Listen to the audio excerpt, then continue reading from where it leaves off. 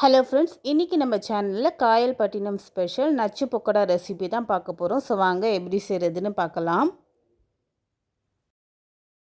இந்த ரெசிபி செய்கிறதுக்கு பட்டாணி மாவு இல்லைன்னா கடலை மாவு எடுத்துக்கலாம். நான் ஒரு 4 கப் அளவுக்கு கடலை மாவு எடுத்துருக்கிறேன். 1 கப் அளவுக்கு அரிசி மாவு, 1 டேபிள் ஸ்பூன் அளவுக்கு காஷ்மீரி மிளகாய் தூள் இல்லைன்னா வெறும் மிளகாய் தூள் சேர்த்துக்கலாம். கொஞ்சமாக மஞ்சள் தூள், தேவையான அளவு சால்ட் ஆட் பண்ணிக்கலாம். அடுத்ததாக கொஞ்சமாக பெருங்காயம் சேர்த்துக்கலாம். பெருங்காயம் சேர்த்ததுக்கப்புறமா 1 டேபிள் ஸ்பூன் அளவுக்கு இஞ்சி பூண்டு பேஸ்ட் சேர்த்துக்கலாம். 2 பெரிய சைஸ் வெங்காயம் இந்த மாதிரி ஃபைனாக சாப் பண்ணி அதையும் சேர்த்துக்கோங்க. 1 டேபிள் ஸ்பூன் அளவுக்கு ஜீரகம், 1 டேபிள் ஸ்பூன் அளவுக்கு சோம்பு சேர்த்துக்கலாம்.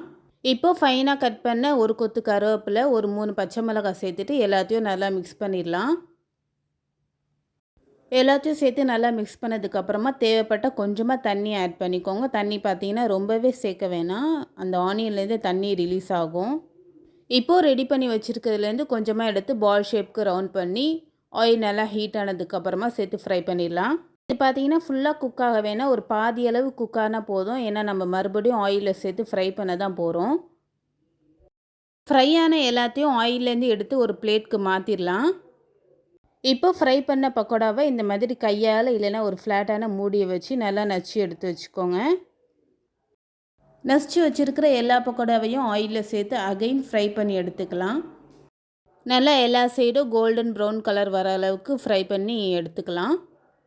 அவ்வளோதான், நச்சு பக்கோடா சூப்பராக ரெடி ஆகிடுச்சு. வெளியே நல்லா கிறிஸ்பியாக, உள்ளே நல்லா சாஃப்டாக சூப்பராக இருக்கும்.